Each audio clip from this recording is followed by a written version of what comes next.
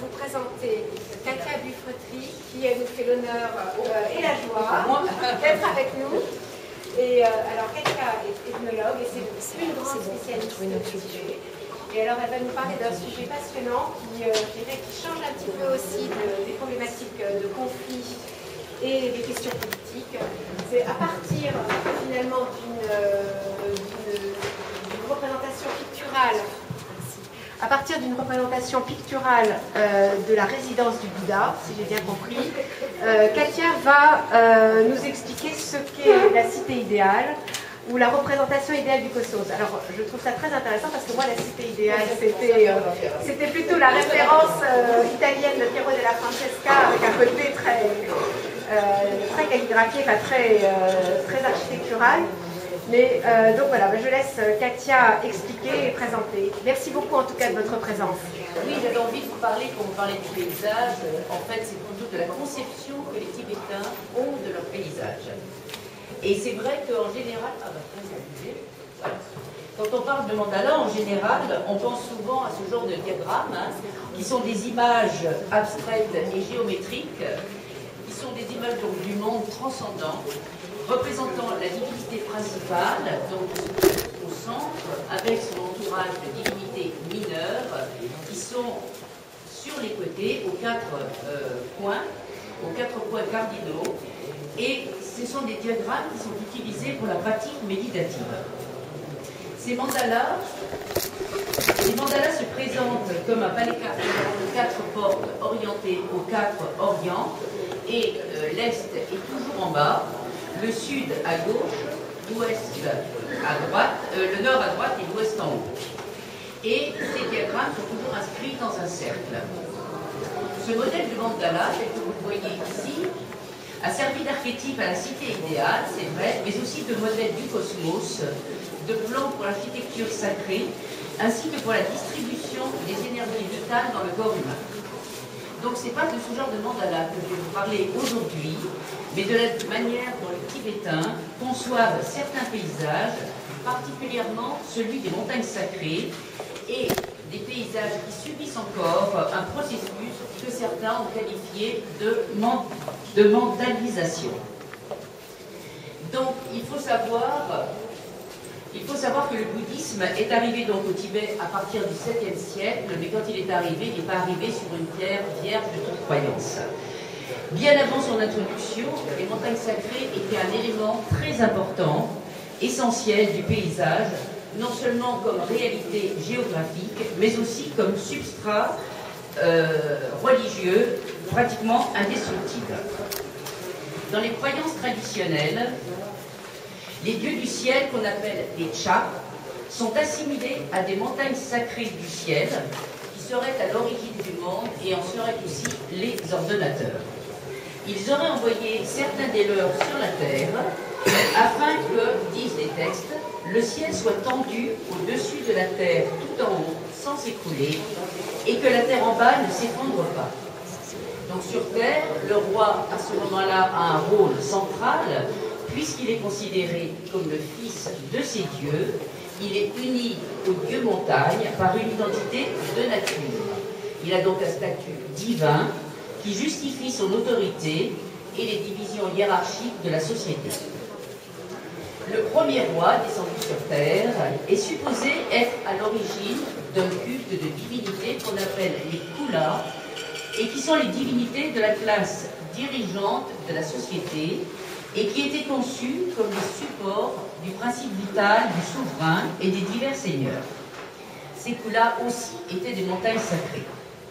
Bien que divinités essentiellement de la classe dirigeante, leur culte concernait la population tout entière, car les Kulas, ces montagnes sacrées non satisfaits, ne garantissaient nullement la stabilité du pouvoir, ni la prospérité du royaume. S'ils étaient mécontents, ils pouvaient abandonner le roi ou les seigneurs et entraîner ainsi leur mort. Au contraire, s'ils étaient correctement réjouis, ils assuraient rois et chefs locaux de leur protection. Et à cette fin, il y avait bien sûr des cérémonies officielles saisonnières qui comportaient des offrandes, des libations, mais aussi des sacrifices d'animaux et qui avait lieu en général en été et en hiver. Ces deux montagnes étaient aussi bien sûr la source de l'eau pourvoyeuse de vie dont le roi divin avait le contrôle. Il avait donc une relation très privilégiée avec l'environnement naturel.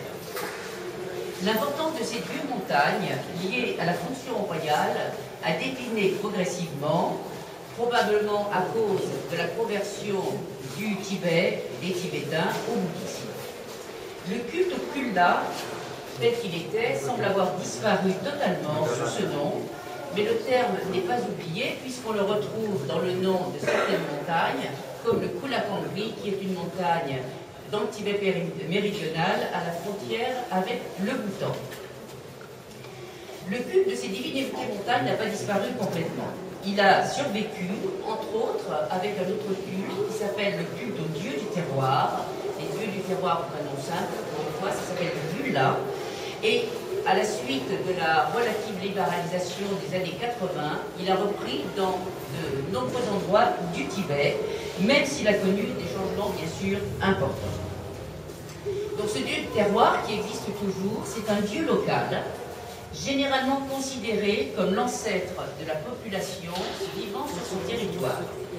Il est d'ailleurs appelé Amié, ancêtre, et c'est un mot, Amié, ancêtre, que vous retrouvez dans différentes montagnes au Tibet, comme l'Amié Machen, qui est la montagne la plus importante, la montagne sacrée la plus importante de l'Amdo, ou l'Amié Nienchen, une autre montagne de l'Amdo. Ce dieu est considéré donc comme l'ancêtre fondateur d'un clan ou d'une tribu, ce que montre d'ailleurs très bien la légende d'une autre montagne, le Nyen Kuyutse, qui est la montagne sacrée d'une tribu très célèbre dont tous les Tibétains avaient très peur, les Golok. Et la légende du dieu montagne Nyen Kuyutse raconte que le dieu offrit sa fille en mariage à un humain pour le remercier d'avoir retrouvé son fils qui avait été enlevé par un faucon. De leur union naquirent 3 fils dont descendent les 3 tribus essentielles des nomades Golok qui vivent d'ailleurs à proximité de la montagne. Ces Golok ont comme montagne sacrée essentiellement le Nyen Kuyutse et l'Amié Machen. Les Tibétains ont une vision anthropomorphique de leur dieu montagne, de leur Bulla. Il est perçu comme un être humain avec ses qualités et ses défauts. S'il est satisfait, si on lui procure des réjouissances, il aime en général qu'on montre son force, que l'on chante bien, il aime que l'on montre son courage, que l'on danse. Donc s'il est réjoui, il peut donner ce que les gens demandent. En revanche, s'il est mécontent, il peut se venger, il peut montrer son mécontentement et envoyer la grêle. Il est généralement figuré sous l'aspect d'un dieu guerrier, comme vous voyez celui-là, c'est Kawakarpo, ici c'est Amié Machen, donc vous avez la montagne et le dieu montagne, l'un sous la forme d'un homme ou d'une femme parfois, l'autre sous la forme d'une montagne. Il est en général présenté comme cela, il est montré comme un dieu guerrier, il porte armure, arme, il est souvent à cheval, mais il peut aussi parfois être sur une mule ou sur un cerf. Ces dieux sont généralement donc de sexe masculin, mais certains sont féminins, comme Jomoganga, qui sont c'est une montagne qui est dans le Tibet central et au pied de laquelle vivent des nomades qui s'appellent les nomades Lagou. Et elle s'appelle Jomoganga, qu'on pourrait traduire par dame ou sœur aînée, blanche montagne enneigée. Traditionnellement, ce dieu du terroir, et même de nos jours encore, il est l'objet d'un culte quotidien et qui consiste en une offrande de fumée odorante, de genévrier, on appelle ça du sang, offrande qui est faite généralement par le maître de maison sur le toit terrasse face à la montagne sacrée. Ce culte a une vocation purificatrice. Tous les ans, un culte plus important était célébré, mais lui sur le flanc de la montagne, et il a repris dans certains endroits du Tibet. Ce culte pouvait avoir divers aspects d'un endroit à l'autre du Tibet, mais il y avait des caractéristiques de base qui sont les mêmes partout. Un homme par famille se rend à cheval à la cérémonie et apporte une flèche. Celle du chef du village est généralement plus longue. Ils montent donc tous sur le versant de la montagne ou au sommet de la montagne. Et là, l'un d'eux va souffler dans une conque et tous vont faire une offrande de fumigation de genévrier, d'alcool, de farine d'orge grillée, de tsampa. Ensuite, ils vont planter leurs flèches dans ce qu'on appelle un lapsé, c'est-à-dire la structure en pierre dans laquelle on met des flèches chaque année. Et ils vont réciter une invocation au lieu du terroir et jeter alors les lutas, vous savez, ces petits carrés de papier, petits porte-chance, ils vont les lancer en l'air en appelant sur eux les vœux, les demandes qu'ils ont à faire. Le dieu du terroir, il n'est pas comme les dieux transcendants du bouddhisme, les dieux du terroir sont des dieux qui donnent des biens mondains. Les biens mondains, c'est ce que vous pouvez espérer dans cette vie, c'est-à-dire ils vont demander à avoir du bétail, une femme, de l'argent, des enfants, enfin tout, la réputation, la richesse, les choses que vous voulez sur cette terre. Et en règle générale, ensuite, traditionnellement, après le culte, il y avait des compétitions à laquelle participaient les hommes et dont le but était de plaire aux dieux, de réaliser des exploits, de montrer sa force physique. Ce rituel permettait donc bien entendu l'émergence d'un certain nombre d'hommes qui se distinguaient des autres et qui affirmaient leur pouvoir. On sait par exemple qu'à Chumbi, au début du XXe siècle, on a des sources écrites là-dessus. On sait qu'à Chumbi, qui est une vallée au sud du Tibet, le pouvoir des hommes était donné par le dieu du terroir. Ce dernier s'exprimait alors à travers un lancement de dés. Il faisait un rituel, les hommes faisaient un rituel et lançaient les dés devant l'autel du dieu-là. Et celui qui gagnait avait le pouvoir donné par le dieu du terroir. Le chef désigné de qui dépendait la prospérité du groupe devenait donc le maître du sol, mais sur un territoire très déterminé. Et ce rituel au dieu du terroir fondait donc traditionnellement l'organisation politique. Il faut aussi souligner que ces dieux du terroir réclament des sacrifices sanglants et donc c'est une pratique qui est en totale contradiction avec l'idéal de compassion envers tous les êtres. Donc, alors que les objectifs du dieu du terroir sont tournés vers les biens mondains, ceux du bouddhisme sont dirigés au contraire vers l'acquisition de biens spirituels, vers la demande de mérite, vers la compassion, le renoncement. Il n'est donc pas étonnant que l'implantation du bouddhisme au Tibet n'ait pas pu se faire sans lui. De fait, la nouvelle religion des entités a suscité une forte opposition parmi les adeptes de la religion indienne. Pour se faire accepter, le bouddhisme, comme toutes les grandes religions, a dû s'adapter aux besoins des Tibétains. Il ne pouvait donc supprimer les croyances qui fondaient l'ordre socio-politico-religieux. Il a donc intégré les divinités locales en tant que protecteurs de la religion liées par segments, tout en leur conservant un certain nombre de leurs caractères spécifiques. Selon la tradition, ce phénomène d'assimilation trouve son origine dans la venue au Tibet du saint indien Padmasambhava, qui est considéré comme l'introducteur du bouddhisme tantrique au Tibet et qui est venu au 8e siècle à l'invitation du roi Trisonesen, qui est le roi qui a fait du bouddhisme la religion d'État au 8e siècle. Donc Padmasambhava s'est heurté lors de sa venue à de nombreux obstacles placés sur son chemin par les divinités locales qui voulaient bien évidemment pas qu'il réussisse son entreprise de conversion. Nyenchen Tongla, la divinité montagne importante du Tibet central, lui envoya une tempête de neige et de brouillard pour lui barrer le chemin, et Padmasambhava entra dans une méditation si puissante, disent les textes, effrayé, accepta de se soumettre et s'engagea par serment à protéger le fils. Ces montagnes bleues du terroir ont subi et subissent encore un processus de conversion qui les transforme en montagnes lieux saints bouddhiques, qu'on appelle des Neru. Le but de ce phénomène de bouddhisation est d'installer sur la géographie ancienne du paysage où résidaient les divinités locales et où étaient fixées les croyances traditionnelles, une autre géographie sacrée, mais cette fois-ci. C'est sur cet espace qui correspond au territoire que parcourt le pèlerin durant son pèlerinage qu'un mandala est projeté, mandala qui est toujours celui de la même divinité, Chakrasambhara, qui s'appelle Tenchok en tibétain, et qui est une divinité tantrique très importante dans l'école Kagyupa. Le paysage est alors perçu comme un mandala naturel et des rites nouveaux, dont le principal est la pratique de la circumambulation, vous savez c'est le fait de tourner autour de la montagne, matérialisent et garantissent cette mainmise. Ce sont les guides de pèlerinage qui sont l'un des vecteurs principaux de l'appropriation symbolique de l'espace. Ces ouvrages qu'on traduit nous par guides de pèlerinage ne sont nullement des guides au sens où nous l'entendons en Occident. Ils n'ont pas du tout pour fonction de permettre au pèlerin de trouver son chemin tout au long du circuit de circumambulation. Ces écrits, qui sont composés par des méditants ou des religieux érudits, ont d'abord une finalité idéologique.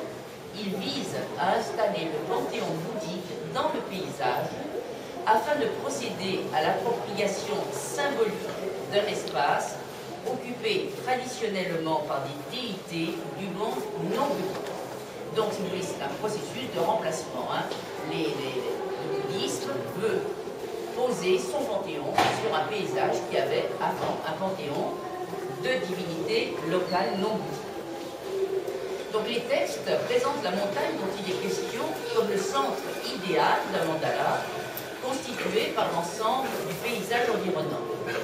Elle est de surcroît identifiée au monument bouddhique par excellence, le stupa, dont on sait qu'il a été construit pour abriter les reliques du Bouddha ou de grands saints. Petit aparté, c'est le stupa de Bognac qui, vous savez, a été un peu abîmé, mais qui est déjà en réparation. Le paysage décrit dans ces guides est à la fois symbolique et réel.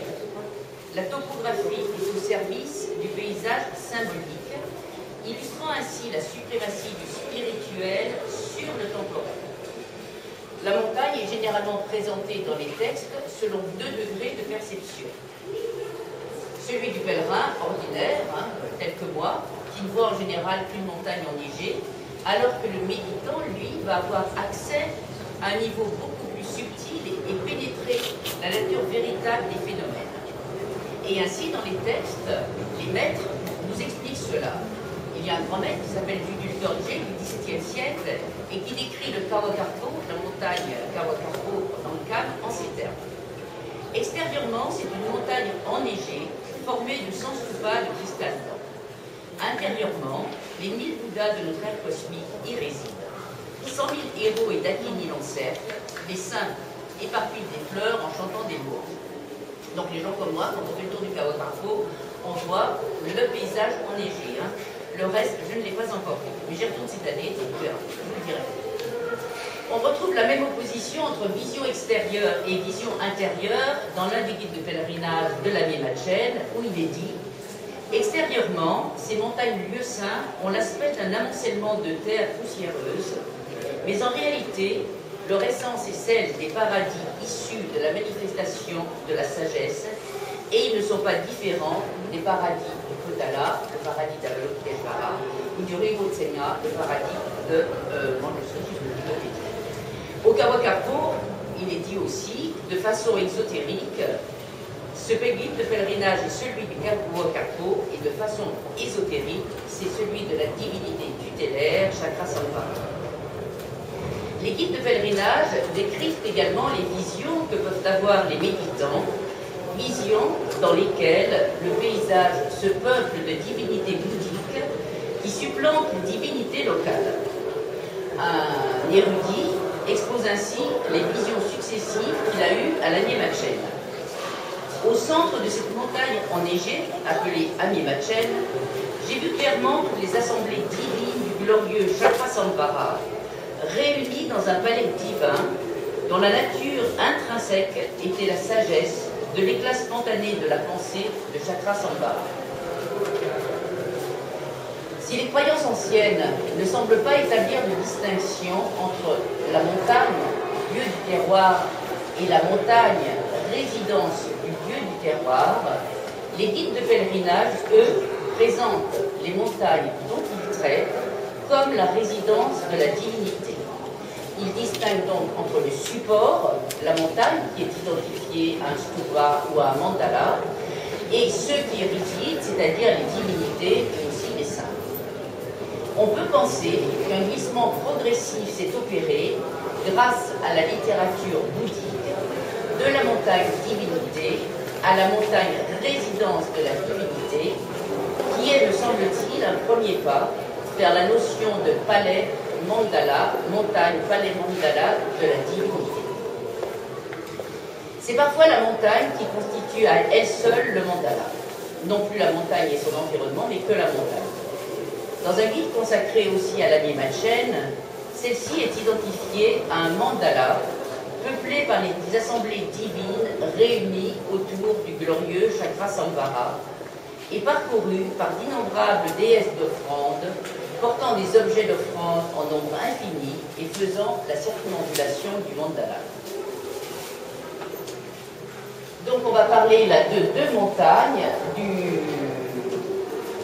Kailash, qui se trouve par ici, par rien, et de l'année Machen qui se trouve par là. Donc l'une à l'ouest et l'autre à l'est. Si l'on compare donc ces deux montagnes, l'année Machen donc, qui se trouve au nord-est du Tibet, c'est dans Amdo, et le Kailash qui se trouve à l'ouest du pays, on peut observer les différences entre une montagne sur laquelle se superimposent les deux concepts, celui à la fois de lieu du terroir et celui de montagne sacrée bouddhique, et une autre, le Kailash, qui connaît un processus de bouddhicisation particulièrement abouti. Il existe des guides de pèlerinage sur l'année Machen, mais jusqu'à très récemment, ils n'étaient pas très nombreux. Jusqu'en 2002, les pèlerins étaient essentiellement des nomades de la région de l'année Machen, donc des Golok, des Sokpo, c'était en général. Jusqu'en 2002, on ne voyait que des populations locales qui venaient vénérer leur dieu local, l'année Machen, et qui est pour eux la montagne sacrée la plus importante de la Mindo, même s'ils ont dans leur village, dans leur campement, une autre montagne sacrée qui est dominée par l'année Machen. Le comportement de ces pèlerins était également typique d'une montagne qui n'est pas totalement bouddhisée. Certains venaient à cheval, comme vous pouvez le voir, alors que tout bouddhiste sait qu'un pèlerinage fait à cheval est source de très peu de mérite. D'autres portaient fusil ou épée, comme vous le voyez. Ils exécutaient toujours des rituels non prescrits dans les guides de pèlerinage. Ils soulevaient par exemple de très lourdes pierres. C'est un rite qui, selon moi, relève de l'exploit dans l'ancien temps, où ils pesaient leurs péchés en s'accrochant à une saillie de la falaise, qui est une croyance ancienne, et c'est à l'année Machen, au dieu du terroir, qu'ils adressaient leurs demandes, et qui étaient des demandes non pas d'avoir une renaissance ou une réincarnation meilleure, mais ils demandaient du bétail et divers autres biens mondains. Et ils pèsent également leurs péchés avec une autre manière. Ils accrochent également, que ce soit à l'année Machen ou au Kaokarpo, ils accrochent des pierres à des arbres et ils se déchargent ainsi de leurs péchés. Les Tibétains sont très pragmatiques. On trouve, c'est vrai, on trouve de très nombreuses représentations iconographiques du dieu Anye Machen, particulièrement en Amdo, où vous pouvez le voir dans le hall de tous les grands monastères. La tradition ne donne d'ailleurs pas de date à laquelle il faut faire le pèlerinage et qui renverrait à un événement bouddhique. Alors que si on passe au Kailash, le Kailash, lui, est une montagne qui connaît un degré de bouddhisation très avancé, comme en témoignent d'une part les très nombreux textes bouddhiques qui lui sont consacrés. L'existence d'un protecteur du sol, qu'on appelle Kongri Laksen, et dont ne trouve que de excessivement rares représentations, je n'en ai vu dans ma vie qu'une seule, son existence est exceptionnellement mentionnée. Encore apparaît-il comme très pacifique, il ne porte ni armure, ni armes, se présente comme une divinité blanche montée sur un cheval blanc. Tout comme la divinité du mandala qui réside en son centre, le paysage du Kailash est ainsi conçu. La montagne, la cime immaculée du Kailash, s'élève au cœur d'un paysage qui est marqué par 4 monastères, un au sud, Kyongrak, Chekuk, Jerapuk et Sukupuk, qui sont aux 4 orients du paysage du Kailash. On trouve également aux 4 orients 4 lieux de prosternation où les gens se prosternent et qui sont dédiés au Bouddha. Toutes les montagnes environnantes, toutes les petites collines ont toutes des noms qui rappellent un événement bouddhique. Et il y a des traces multiples qui représentent les marques laissées par les saints, les très nombreux saints qui sont venus au Kailash et ont médité en ce lieu. Il y a aussi la vie de très grands saints qui sont représentés dans le paysage, dont Milarepa, vous avez certainement entendu parler de lui, le saint ermite dont les chants sont d'ailleurs très connus en Occident. Et il y a bien sûr aussi beaucoup de traces de Padmasambhava. Le chemin de pèlerinage est parsemé d'empreintes de pieds, d'empreintes de corps, d'empreintes de mains de saints, voire de statues ou autres symboles bouddhiques que l'on dit être spontanément apparus. On connaît 3 chemins de circumambulation et chacun d'eux est destiné à une catégorie d'êtres plus ou moins avancés sur le chemin de l'élévation spirituelle. Il y a un chemin extérieur qui est le plus long et qui est réservé aux êtres ordinaires, c'est celui que l'on prend quand on fait le pèlerinage. L'autre intermédiaire est réservé aux dakini, des entités qui aident les saints dans leur évolution spirituelle. Et le dernier chemin, dit intérieur, est réservé aux 500 arhats, ce sont les premiers disciples du Bouddha. L'existence de ces 3 sortes de chemins, dans la plupart des lieux saints, fait partie du processus de bouddhisation. Cette existence, ces 3 chemins de pèlerinage, institutionnalise les progrès du pèlerin dans sa participation à l'espace sacré. En revanche, à l'Animachen, on ne connaît qu'un seul chemin de pèlerinage. Par ailleurs, on dit qu'au Kailash, il y a une date particulièrement faste pour faire le pèlerinage, c'est le 15e jour du 4e mois, c'est la fête qu'on appelle en tibétain Sakadawa, et qui est la fête de la naissance, de l'illumination et du parinirvana du Bouddha, donc de la mort du Bouddha. Les pèlerins viennent ici de toutes les régions du Tibet, attirés non pas seulement les gens qui viennent de cette région, mais ils viennent de toutes les régions du Tibet, attirés par le renom du Kailash, mais aussi assurés que leur pèlerinage leur apportera de nombreux mérites et que les divinités bouddhiques qui résident dans ce lieu permettront d'avoir une meilleure réincarnation. Ils s'approchent du lieu saint à pied, jamais à cheval, et cette fois dépourvus d'armes. Leurs actes rituels essentiels consistent en prosternation, en offrande, en récitation de mantras, ou de formules sacrées, suivant en cela les recommandations des guides de pèlerinage bouddhique.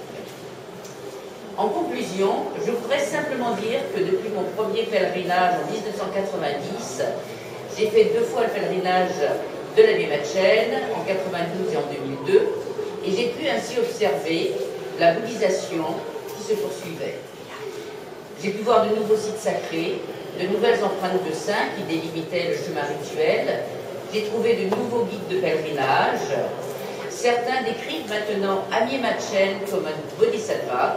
Un bodhisattva, c'est être altruiste qui développe l'aspiration à l'illumination, la bodhicitta, en œuvrant pour le bien d'autrui. Les pèlerins commencent donc aussi, depuis très peu, à venir d'autres lieux que les régions nomades environnantes. À ce jour, on ne peut savoir ce que deviendra la montagne Amiemachen. Gardera-t-il ses caractéristiques de dieu du terroir ou deviendra-t-il un autre Kailash? Peut-être n'aurons-nous jamais cette réponse, car d'autres changements interviennent très rapidement, apportés à la fois par la modernisation et la civilisation. Un grave problème qui menace de nombreuses montagnes sacrées est l'exploitation des sources minières. Régulièrement, des Tibétains manifestent dans le but de protéger les lieux saints des destructions qu'entraînent les mines. Pour finir, je voudrais vous lire un poème écrit par un Tibétain dont le pseudonyme est « Le plateau et ma demeure » et que j'ai trouvé sur Internet. Il le dédie à Amié Machen. Bien que je ne vous ai jamais vu, bien que je ne vous ai jamais côtoyé, je connais votre silhouette vigoureuse, solidement campée dans l'espace infini entre ciel et terre. Sur votre honorable front, qui a traversé des millénaires, se déposent de purs flocons de neige brillants au soleil du plateau. Sous vos pieds larges, paisibles et doux, résonne le son des louanges que vous adressent les bergers du plateau. Vous êtes l'une des 9 montagnes sacrées du Tibet. Votre renommée est fermement établie sur terre. Vous êtes le défenseur du Dharma en Ando.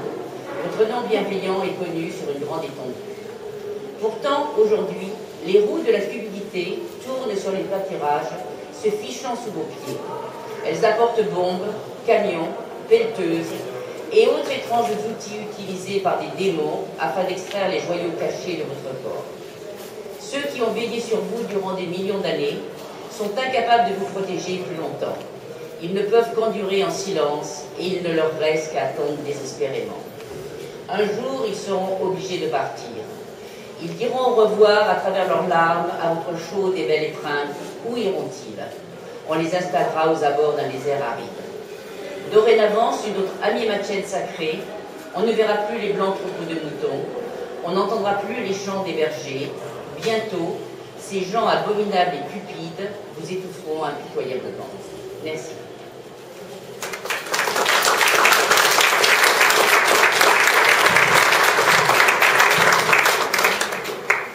Donc dans son poème, il parle de la sédentarisation des nomades, vous avez compris. Si vous avez des questions, et si je peux répondre.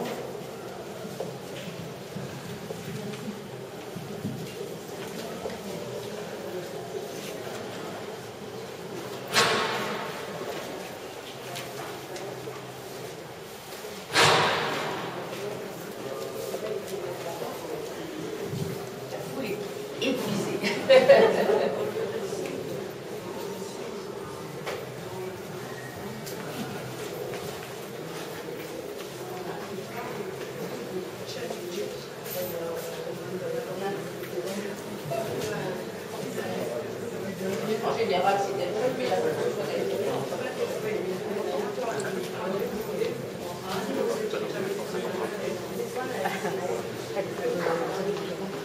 non, non, pas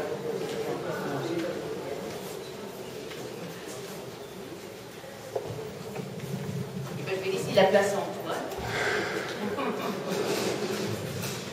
Et je vous remercie. Oui.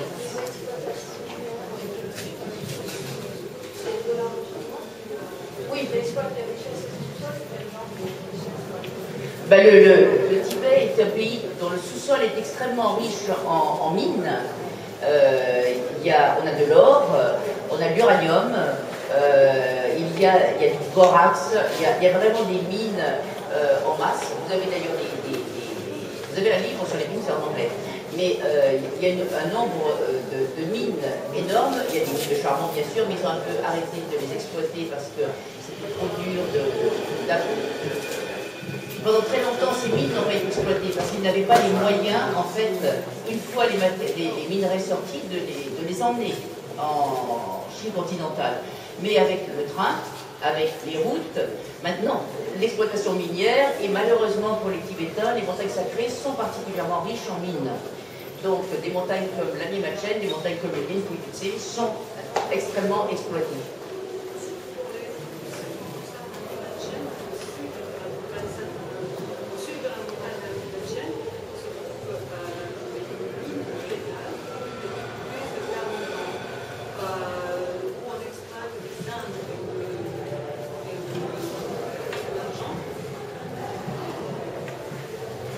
Donc je reçois assez régulièrement de Golok les images d'une exploitation minière totalement illégale près de la capitale de Golok, Golok.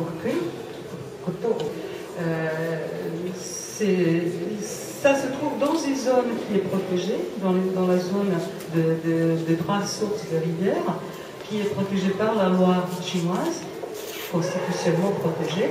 Ils ont dégagé les Tibétains nomades pour ne pas abîmer, la pâture avec les yaks. Et à partir du moment où ils ont dégagé les Tibétains, ils ont commencé à exploiter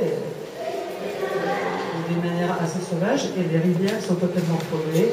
Une copine à moi a vu de la rivière directement et elle était malade. C'est illégal par rapport à la loi chinoise. Nous avons fait une pétition, j'ai écrit à M. Xi Jinping pour attirer son attention parce que les copains de là-bas pensaient qu'il n'était pas au courant et que c'était juste la mafia locale. Bon, je lui ai écrit, ça fait 1 an qu'il a reçu ma lettre, il n'a pas répondu, c'est possible. Voilà. Il y avait des bruits qui disaient qu'il y avait une commission d'enquête, mais apparemment, j'ai reçu très récemment, il y a 2-3 jours, j'ai reçu les nouvelles photos d'exploitation, c'est affreux, hein. C'est vraiment la grosse exploitation, c'est vraiment la destruction de la montagne, et ça continue. Vous avez des exploitations qui sont autorisées par le gouvernement, mais il y en a qui ne sont pas autorisées. Et donc, il y a effectivement beaucoup de mines illégales, il y a beaucoup de corruption, vous le savez, et donc il y a beaucoup de... Mais demain, vous aurez une conférence, si vous voulez, sur la sédentarisation, mais c'est vrai que l'une des raisons, parmi d'autres, qui ont conduit à ce programme de sédentarisation qui a beaucoup augmenté depuis les années 2000, c'est aussi pour récupérer les terres des nomades et pour les exploiter.